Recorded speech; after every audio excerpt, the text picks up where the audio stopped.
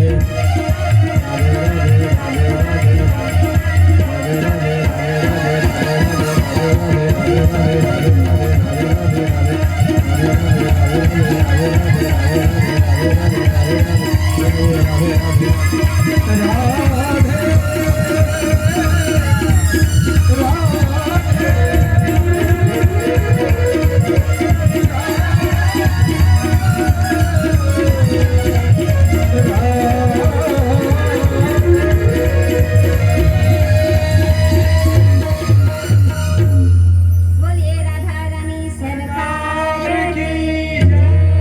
वृंदावन बिहारी लाल की जय। श्रीमद् भागवत महापुराण की जय। अच्छा, एक बार एकदम सच सच बताना है, कल की ताली बजाने से किसका किसका हाथ दर्द होना शुरू हो गया है?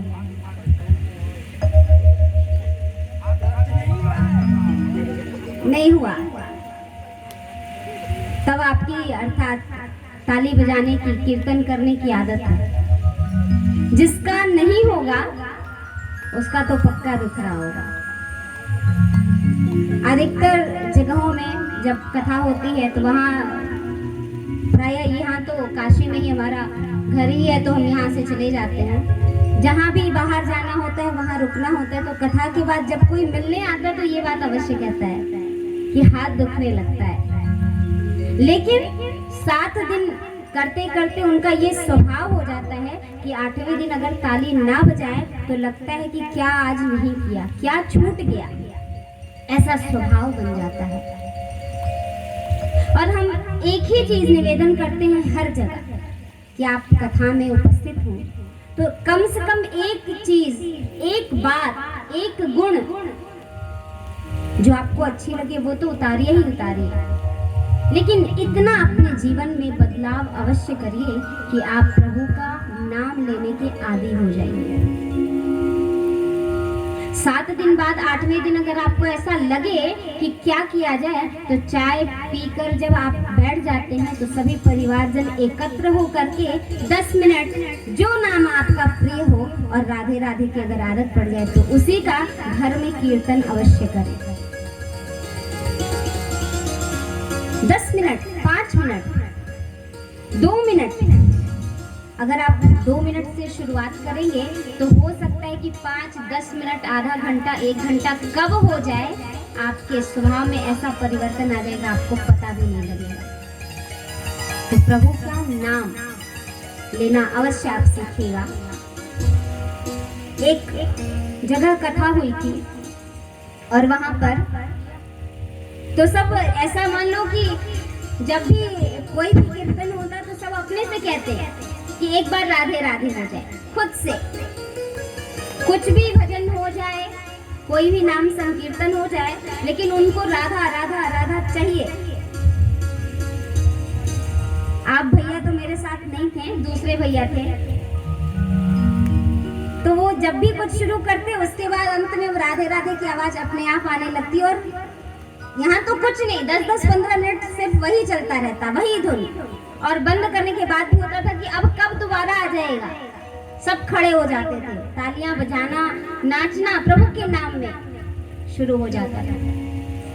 और कथा के बाद जब कथा पूर्ण हो गई, हम सभी वहां से जाने लगे, तो कथा के प्रथम दिन के बाद ही उस परिवार में जहाँ पे कथा थी उन लोगों ने ये निर्धारण किया कि अब से हम जब भी किसी से बात करेंगे तो हमारे वार्ता की, हमारे बातचीत की जो शुरुआत है वो प्रभु के नाम से हो। और ऐसा स्वभाव बना लिया था, हमारे पास भी फोन आता था तो फोन उठाने पर हेलो नहीं, राधे राधे कहते थे। एक आध जगह तो ऐसी घटना भी सुनाई दी, ऐसी परिस्थिति आई, आप सभी जानते हैं।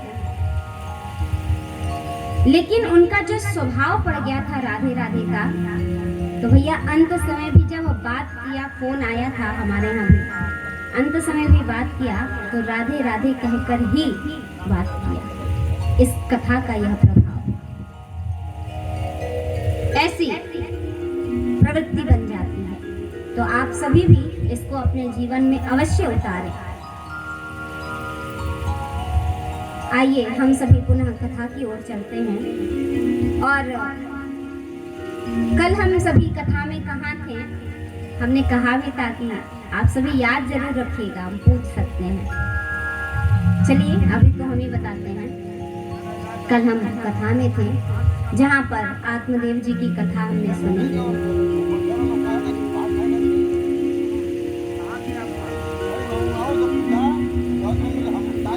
कोई बता सकता है? देखिए चैलेंज आ जा रहा है। कोई बात नहीं। आत्मदेव जी की कथा पर थे और उस कथा में हम पहुंचे थे कि कथा की पूर्णाहुति हुई। धुंधकारी जो प्रेत बन चुका था वह बांस में बैठ कर के कथा सुना और जैसे ही सप्त ग्रंथियां टूटी वह प्रकट हुआ सुंदर रूप लेकर। उसके लिए विमान आया। तदनंतर सभी ग्रामवासियों ने भी कथा सुनी और उनके लिए भी विमान आया। ये जो आप कथा सुने, देखिए कथा दो प्रकार की होती है। एक जो आप कल सुन लिए, लेकिन उस कथा के माध्यम से भागवत क्या आपको बताना चाह रहा है, यह ग्रंथ क्या आपको शिक्षा देना चाह रहा है, वह महत्वपूर्ण है। तो उस कथा का सारांश, भावार्थ, तात्पर्यार्थ क्या है, ये समझिए। हमने कहा था कि तुंगभद्रा नदी के किनारे आत्मदेव जी रहते हैं। उनका जो गांव है वो तुंगभद्रा नदी के है। तो तुंगभद्रा क्या है? ध्यान से सुनिएगा, बहुत ध्यान से। अगर कथा कल थोड़ी भी समझे होंगे तो आज ये समझ के आपको पूरा आ जाएगा। तुंग अर्थात होता है अधिक, सबसे ज्यादा, अत्यधिक, और भद्रा माने कल्याण करने वाले। तो तुंगभद्रा क्या है? जो अत्यधिक कल्याण करने वाले है वो है तुंगभद्रा। और वही कौन रहता था? आत्मदेव नाम के ब्राह्मण। अब आत्मदेव कौन है? तो जिसने अपने स्वयं की आत्मा में देवत्व की प्राप्ति कर ली हो वही आत्मदेव है। तो आपको यह पता है, और कल कथा में सबसे पहले इस पर चर्चा भी हुई थी जब हम सतचित आनंद रूप के बारे में चर्चा कर रहे थे, तब कि आनंद कहाँ रहता है, प्रभु का आनंद स्वरूप कहाँ रहता है? तो चित्त में, हृदय में। तो कहा हृदय में ही जिसने देवत्व की प्राप्ति कर ली हो, अर्थात प्रभु का दर्शन कर लिया हो, वह है आत्मदेव। और महाराज यह आत्मदेव कोई और नहीं, हम सब जीव ही आत्मदेव हैं, क्योंकि हम सभी में यह सामर्थ्य है कि हम अपने आत्मा में उस देवत्व की प्राप्ति कर लें। ठीक। और यह हमारी काया जो मनुष्य देह है वह ही अधिक कल्याण करने वाली है, क्योंकि 84 लाख योनियों में भटकने के बाद, बड़े ही पुण्यों का उदय होने के बाद यह मनुष्य देह मिलती है, यह शरीर मिलता है जिससे हम अपना कल्याण कर सकते हैं। तो यह शरीर ही वह सबसे अधिक कल्याण करने वाली है और यह जीव ही आत्मदेव है। और उनकी पत्नी का नाम था धुंधली। धुंधली कौन है? कहा बुद्धि को कहा धुंधली। यह आत्मदेव नाम का जो जीव है उसकी बुद्धि ही धुंधली है, क्योंकि जब तक हृदय में देवत्व की प्राप्ति ना हो, बुद्धि का कार्य क्या है? निश्चयात्मिका बुद्धि होती है, वह तर्क वितर्क करती है। और धुंधली देवी का स्वभाव भी तर्क वितर्क वाला था। और धुंधकारी कहा धुंधली बुद्धि है और मन है धुंधकारी। बुद्धि और मन जब मिल करके आपस में कार्य करने लगे तो महाराज यही परिणाम होता है जो आपने कथा में सुना। इसलिए आत्मा में देवत्व की प्राप्ति की जाए, इसीलिए ये कथा है। और बाद में परिणाम क्या सुना? धुंधकारी मरा कैसे? धुंधकारी अर्थात मन मरा कैसे? पंचवेश्याओं में फंसकर। देखिए ये जो कथा हम सुना रहे हैं ना, प्रथम जो आप कल श्रवण किए वो आप हर जगह सुन लेंगे, कहीं संक्षिप्त रूप में, कहीं थोड़ा विस्तृत। लेकिन आज आप जो सुन रहे हैं यह बहुत कम लोग बताते हैं, यह वास्तव है, क्योंकि हम भी बहुत लोगों से कथा सुने हैं, बहुत लोगों से, और यह सभी जगह प्राप्त नहीं है। यह तो कुछ गुरु की कृपा है जिससे इस बुद्धि को मिला और यह आप तक पहुंचा रही है। तो मन जो है धुंधकारी है, और मन कहाँ फंसा, धुंधकारी कहाँ फंसा? पंचवेश्याओं में। कहा पंचवेश्याएं कौन है? शब्द, रूप, रस, गंध, स्पर्श, यही है पंचवेश्याएं। हम सब किसमें फंसे होते हैं? रूप को, सुंदर रूप देखने में, सुंदर शब्द सुनने में, जो अपने आप को रुचता है वही, जो अपने जिह्वा को अच्छा लगता है वही स्वाद ग्रहण करने में, जो अपने नाक को अच्छा लगे सूंघने में उसी ही गंध को सूंघने में। देखिए कहते हैं हर सिक्के के दो पहलू होते हैं, हर एक विषय में हानि और लाभ दोनों जुड़ा होता है। शब्द, रूप, रस, गंध, स्पर्श अगर मन के साथ फंस जाए, मन की करने लगे, क्योंकि मन की गति बहुत तेज है, बहुत। अभी आप यहाँ कथा में बैठे बैठे एक सेकंड नहीं लगेगा, पता नहीं कहाँ कहाँ घूम के आके यहाँ वापस बैठ जाएंगे, इतनी तेज गति है मन की। तो मन अगर इसमें फंस जाए तो फिर जीवन धुंधकारी जैसा ही होता है, आत्मदेव जी जैसा हो जाता है। पंचवेश्याओं में फंसकर धुंधकारी मर गया। लेकिन आत्मदेव जी ने देवत्व की प्राप्ति की। कैसे? कहा उनको संत का संग मिला, इसलिए गोकर्ण जी ने उपदेश दिया, और उस उपदेश का श्रवण करने के बाद वो वन में जाके भागवत का पाठ किए और प्रभु का नाम संकीर्तन करते हुए उन्होंने अपने देह का त्याग किया, और उस देह को त्याग करने के बाद यह जो आत्मा है वह परमात्मा में विलीन हो गया। यही समझाना इस कथा का उद्देश्य है कि हम सब जीव को भी क्या करना है, क्या करना चाहिए, ये कथा, और यही इसका तात्पर्यार्थ है। इस कथा की ही पूर्णाहुति पर हम कल थे। इस प्रकार महात्म्य पूर्ण हुआ, और महात्म्य में ही भागवत कैसे हो इसकी जो नियम है वो बताए गए हैं। महाराज सबसे पहले तो लिखा है कि शुभ मुहूर्त लेना चाहिए ब्राह्मणों के द्वारा, कब कराएं, उसकी पूरी व्यवस्था बनाई जाती है। उसमें जो वेदी बनती है उसका पूजन होता है, सर्वतोभावी नवग्रह इत्यादि, सुंदर पांडाल लगाया जाता है।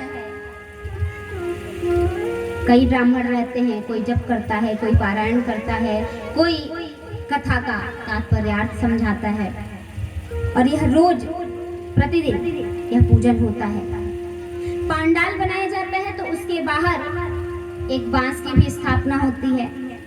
वो क्यों होती है आप श्रवण कर चुके, ताकि जैसे धुंधकारी बैठ करके उसमें मुक्ति पाया, वैसे ही हमारी कथा जहाँ हो रही है उसके अगल बगल अगर कोई भी ऐसा व्यक्ति हो जो प्रेत योनि में भटक रहा हो, तो हमारे कथा कराने से उसका भी लाभ होगा कि वो भी आकर के श्रवण करेगा और उसकी भी मुक्ति हो जाएगी। इसीलिए इतना पूजन होता है, क्योंकि अगर आप पूजन नहीं करेंगे तो वो बाधा उपस्थित करने लगेंगे, और बाधा कैसे होती है हमेशा आप अपने जीवन में अनुभव करते रहेंगे, आगे भी और बहुत पीछे किए भी होंगे।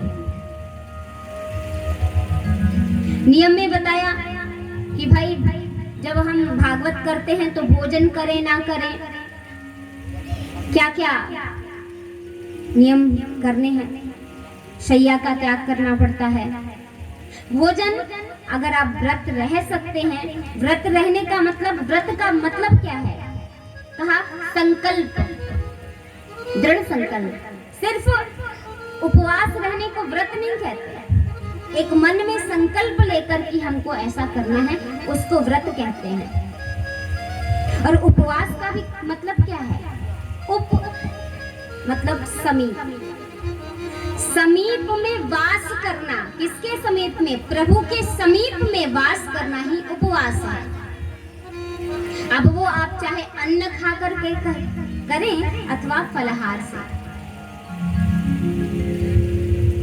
इसलिए आप उपवास करेंगे नहीं करेंगे, यह आपकी शारीरिक स्थिति कैसी है उस पर निर्भर है। कहा कि यदि भोजनम तु वरम मन्ये कथा श्रवण कारकम नोपवासो वरः प्रोक्तः कथा विघ्न करो यदि। भोजनम तु वरम मन्ये, भोजन भी श्रेयस्कर है।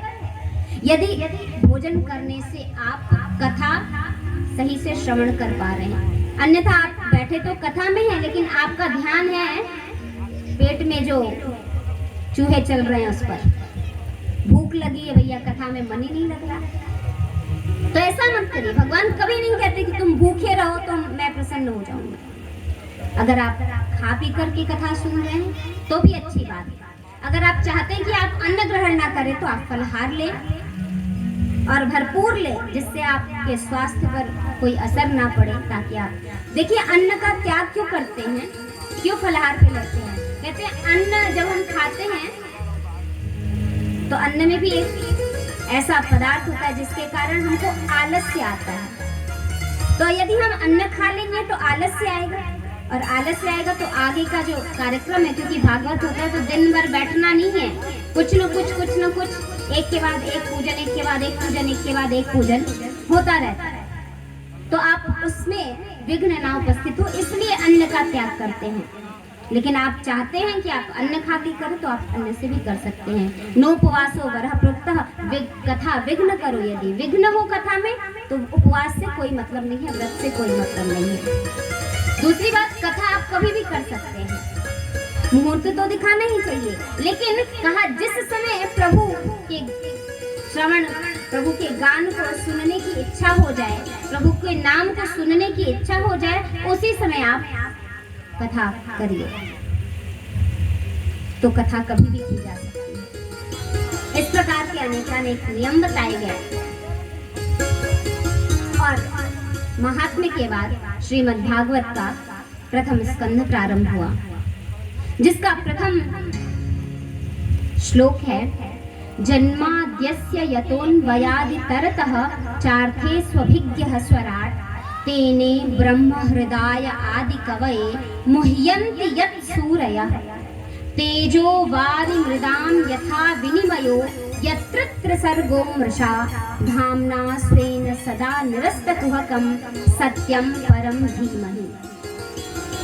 ध्यान दीजिए, सभी के जीवन में एक प्रश्न अवश्य होता है, हम किस देवता की पूजा करें? ठीक है, सभी के मन में कोई दुर्गा जी को मानता है, कोई भगवान शंकर को मानता है, कोई गणेश जी को मानता है, कोई विष्णु जी को मानता है। और इसी कारण से अलग अलग संप्रदाय भी हमारे यहाँ हैं बहुत। लेकिन आपके भी मन में आता होगा। इसी पर एक बहुत छोटी सी कथा है। एक बार एक व्यक्ति नदी में नौका विहार कर रहा था और उसी समय अचानक मौसम खराब हुआ, वर्षा होने लगी। वो अभी लौट नहीं पाया था कि नदी में उफान आने लगा, पानी तेज हो गया, लहरें तेज हो गई, बहुत भयभीत हुआ। वो अलग बात है कि टीवियों में और पिक्चरों में वर्षा बहुत अच्छी लगती है, लेकिन जब तूफान आ रहा हो और वर्षा हो रही हो तो लोगों की जो घर से बाहर होते हैं उनकी स्थिति क्या होती है वो यही जान सकते हैं, जो बाहर है वही जानेंगे। उसके मन में बहुत भय हुआ। उसने शुरू किया भगवान का नाम लेना। हम जब भी दुख में होते हैं उसने नाम लेना शुरू किया, हे गणेश जी भगवान आप आइए, आप विघ्न को हरने वाले हैं, हमको बचाइए, हम डूब जाएंगे। इतना ही कहा, शांत हुआ, 1 मिनट भी नहीं बीता, कहा हे भोले बाबा आइए हमको बचाइए। फिर हे माता आप तो बड़ी दयालु हैं, आपका हृदय ममता से भरा होता है, इस बालक को बचाइए। ऐसे करते करते भगवान विष्णु को, भगवान शंकर को, ब्रह्मा जी को, रुद्राणी को, सबको बुला लिया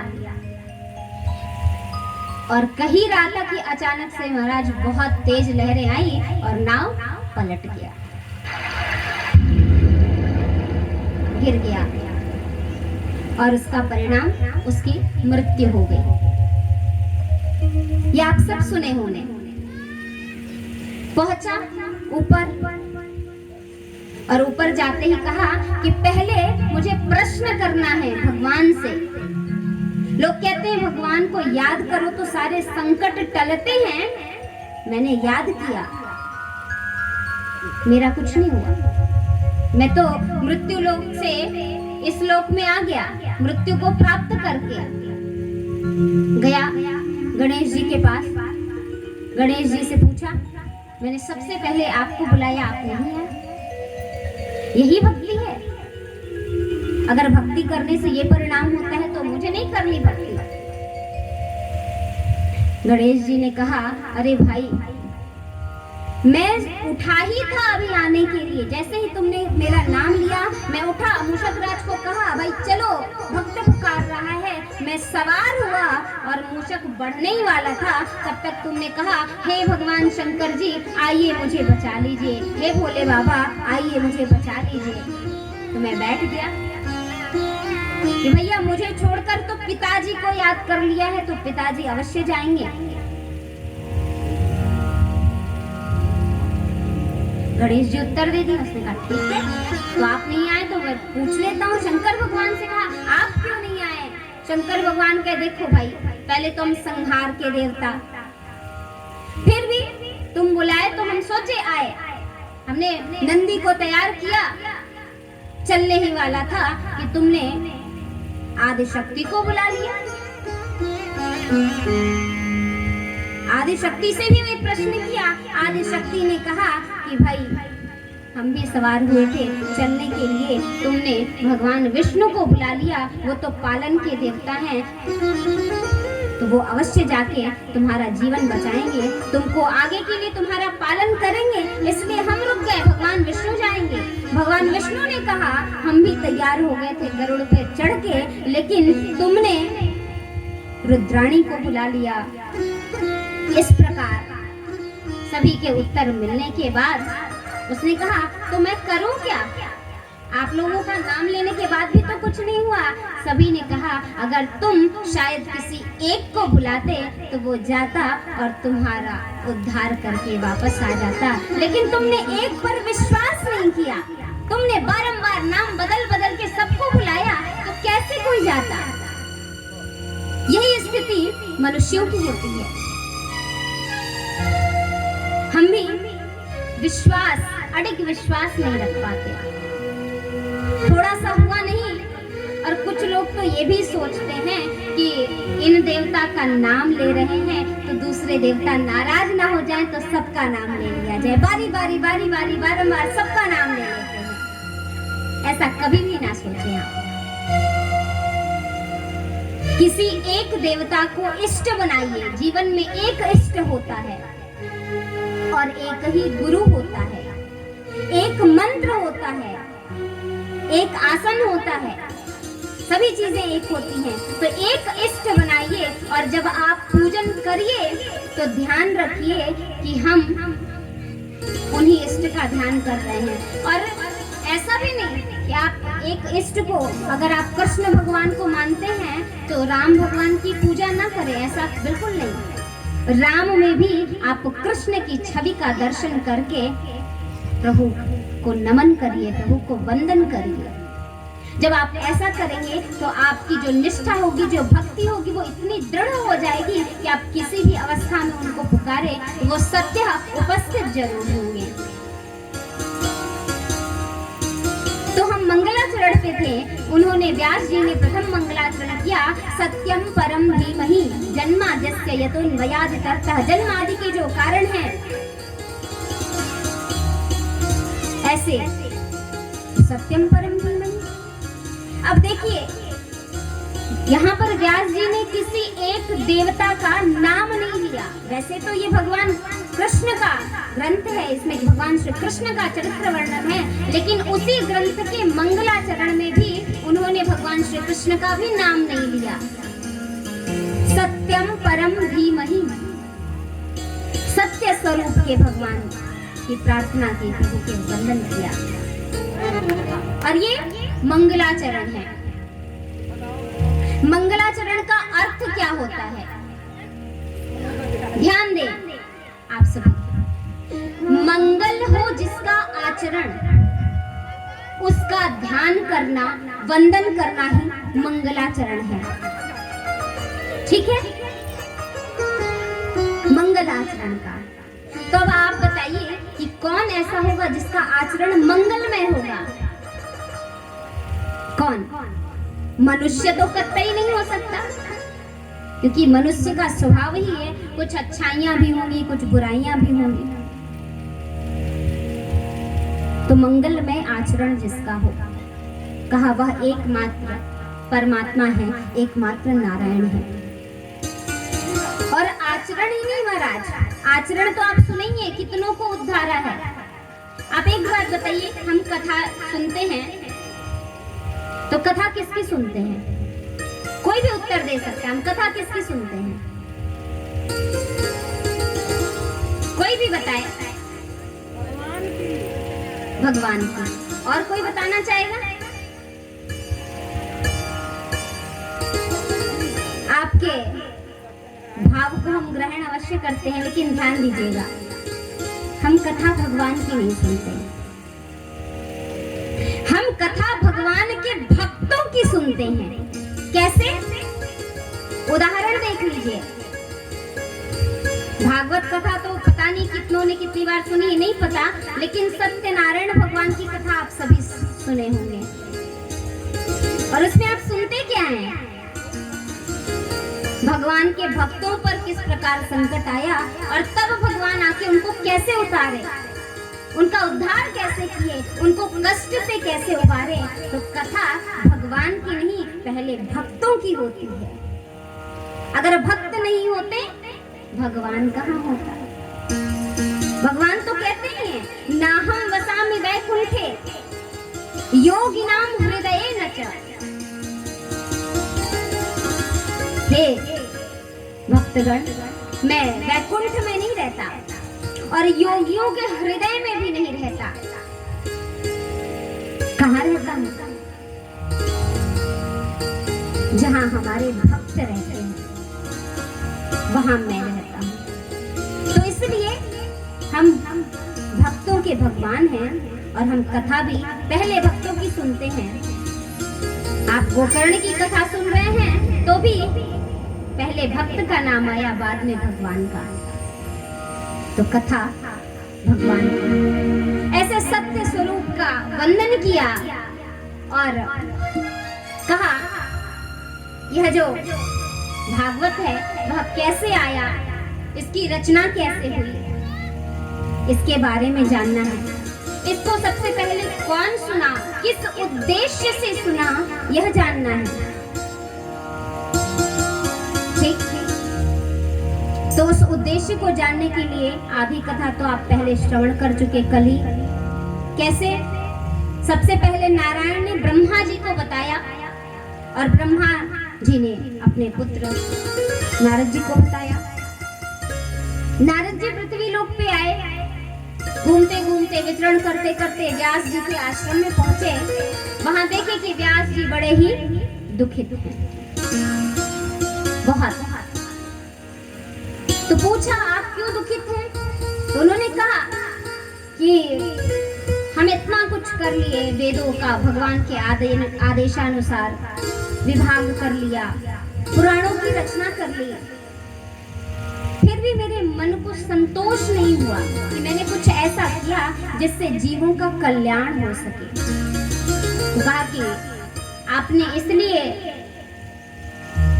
संतोष को नहीं प्राप्त किया क्योंकि आपने जो भी रचनाएं की हैं, जितनी भी उसमें ज्ञान की बात की है, वैराग्य की बात की है, निष्ठा की बात की है, ब्रह्मचर्य की बात की है, लेकिन आपने अभी तक ऐसा कुछ नहीं रचा है जो सिर्फ और सिर्फ भक्ति वाला हो, जिसमें सिर्फ और सिर्फ भगवान का चरित्र वर्णन हो। इसलिए आप ऐसा कुछ रचिए तो आपको संतुष्टि मिलेगी। उन्होंने कहा ठीक है, क्या रचूं? तो वहां पर नारद जी ने उनको रचने के लिए आदेश दिया और उस रचने में हेतु आए, कारण बने। तो कहा कि इसके लिए आप मेरा पूर्व जन्म श्रवण करिए। नारद जी अपना पूर्व जन्म सुनाने लगे। कहा इसके बिना उद्धार नहीं होता, संतोष नहीं प्राप्त होता। क्या हुआ? तो पूर्व जन्म में मैं एक दासी का पुत्र था। किसका पुत्र? दासी का। और एक बार हमारे गांव में ढेर सारे ब्राह्मण आए, ब्राह्मणों का सत्कार हुआ। गांव वालों ने पूछा कि आप कहाँ जा रहे हैं? तो उन्होंने कहा कि हम चातुर्मास करने के लिए कोई उपयुक्त स्थान चाहते हैं। सभी गांव वालों ने निवेदन किया कि आप यहीं चातुर्मास करें और हम सब आपकी सेवा करेंगे। संतजन मान गए। शुरू हुआ चातुर्मास।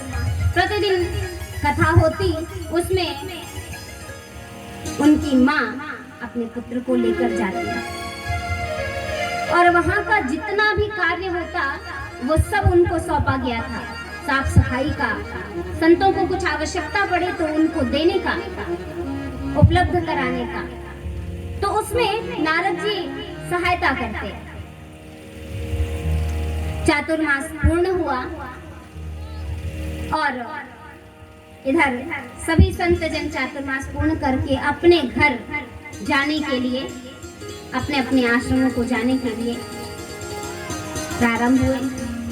तो नारद जी जिद करने लगे, हमको भी चलना है, हमको भी चलना है,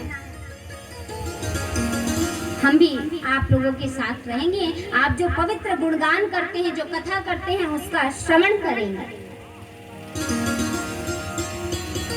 ठीक। तो उन्होंने कहा कि ठीक है, ये तो अच्छी बात है कि तुम्हारे मन में इतनी भक्ति है, लेकिन देखो तुम्हारे पास तुम्हारी माँ है और माँ का ध्यान रखना सबसे बड़ा कर्तव्य है, तुम उनको छोड़कर नहीं जा सकते। नारद जी कहे, महाराज आप ये कैसे कह रहे हैं? ठीक,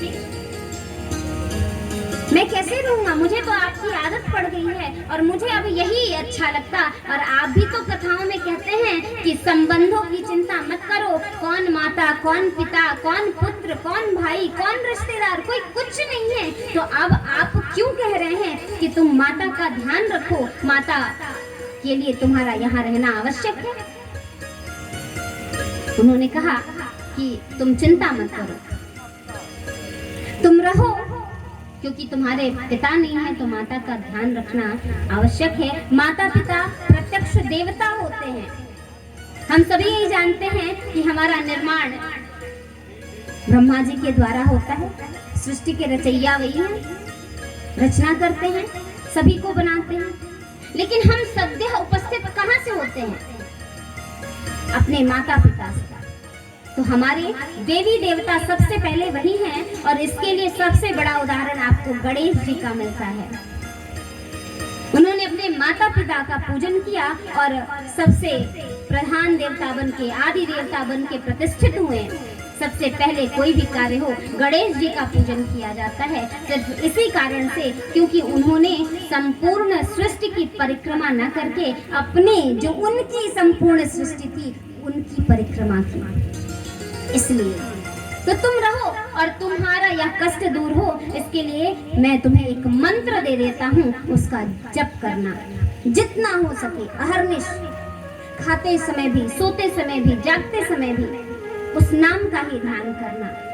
नारद जी कहे ठीक है, शुरू कर दिए।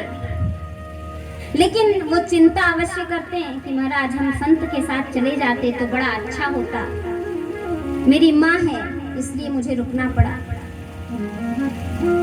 एक दिन क्या हुआ, नारद जी की माता जी गई, गाय दूहने का समय हो रहा था गौशाला में, वहां गाय दूहने के लिए गई, लेकिन वहां क्या हुआ, एक सर्प ने उनको डस लिया और उस सर्प के डसने से उनकी मृत्यु हो गई। नारद जी दुखी तो हुए, लेकिन मन ही मन प्रसन्न भी हुए कि चलो अब मैं स्वतंत्र हो गया, अब मैं पुनः संतों की संगति में जा करके प्रभु का नाम संकीर्तन कर सकता हूँ। और वह फिर निकले जंगलों में, संतों का साथ कर करके प्रभु का नाम संकीर्तन करते, अहर्निश जप करते, और उसका परिणाम हुआ कि उन्हें प्रभु का चिंतन करते करते ऐसा लगने लगा कि मेरे हृदय में प्रभु हैं। लेकिन वो ध्यान तो करते, कुछ क्षण बाद प्रभु अंदर से गायब हो जाते। तो उन्होंने कहा प्रभु ऐसा क्यों है, आप मुझे दर्शन क्यों नहीं दे रहे? उन्होंने कहा संतों की संगति की वजह से तुम्हें जो मंत्र मिला उससे तुम मेरा अनुभव तो कर पा रहे, लेकिन दर्शन इतना आसान नहीं है, अभी तुम्हें एक और जन्म लेना पड़ेगा उसके लिए। और इस प्रकार नारद जी ने पूरे जन्म संतों के उस वाणी के अनुसार उनका जप किया। आइए हम सब भी संतों के साथ लग करके प्रभु का जप करें, क्योंकि संतों का नाम लेने से, संतों का ध्यान करने से, संतों की बात मानने से हम प्रभु के को प्राप्त कर पाते हैं। संतन के संग लाग रे हो तेरी अच्छी बनेगी, संतन के संग लाग रे हो तेरी अच्छी बनेगी, अच्छी बनेगी तेरी बिगड़ी बनेगी, अच्छी बनेगी तेरी बिगड़ी बनेगी। होए तेरो बड़ो भाग रे वो तेरी अच्छी बनेगी, होए तेरो बड़ो भाग रे वो तेरी अच्छी बनेगी।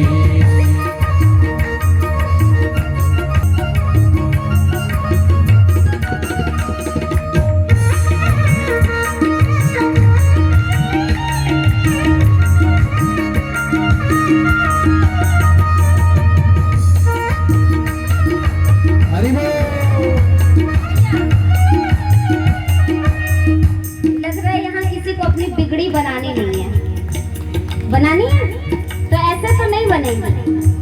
आप सभी जानते हैं कैसे बनेगी, और आप हो सकता है सोच रहे हो कि ये हमेशा ही ऐसे बोलती रहती, तो स्वभाव है। इतना तो आपको सिखाई देना है कि कीर्तन कैसे करना है, प्रभु का नाम कैसे लेना है। तो पहले क्योंकि रेखाएं बदलनी हो ना, तो प्रभु का ध्यान करना है, तो बिगड़ी रेखाओं से भी बनती है। रेखाएं, बिगड़ी हुई रेखाएं अच्छी करने के लिए सभी हाथ उठाएंगे, सभी प्रेम से। संतन के संग लाग रे तेरी अच्छी बनेगी, संतन के संग लाग रे वो तेरी अच्छी बनेगी। हरि बोल।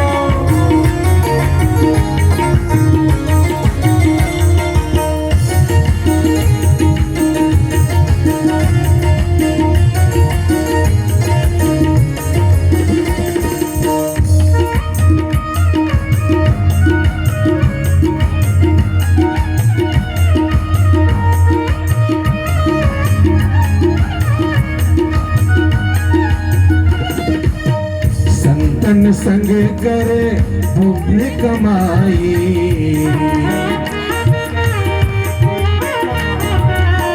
संतन संग करे पुण्य कमाई, संतन संग करे पुण्य कमाई।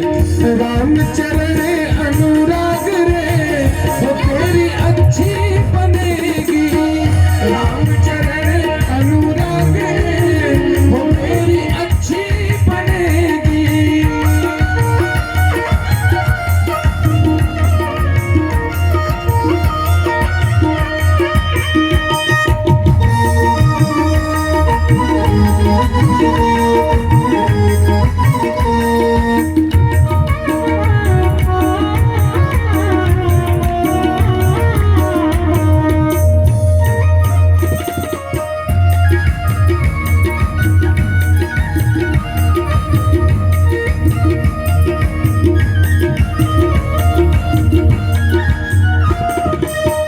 ध्रुव जी की बन गई, प्रहलाद जी की बन गई, ध्रुव जी की बन गई, प्रहलाद जी की बन गई, ध्रुव जी की बन गई, प्रहलाद जी की बन गई। जरा दोनों हाथ उठाकर ताली हो जाते हुए भगवान का कीर्तन करेंगे। हरि सुमिरन में लाग रे वो तेरी अच्छी बनेगी, हरि सुमिरन में लाग रे वो तेरी अच्छी बनेगी, अच्छी बनेगी तेरी बिगड़ी बनेगी, अच्छी बनेगी तेरी बिगड़ी बनेगी। संतन के संग लाग रे वो तेरी अच्छी बनेगी, संतन के संग लाग रे वो तेरी अच्छी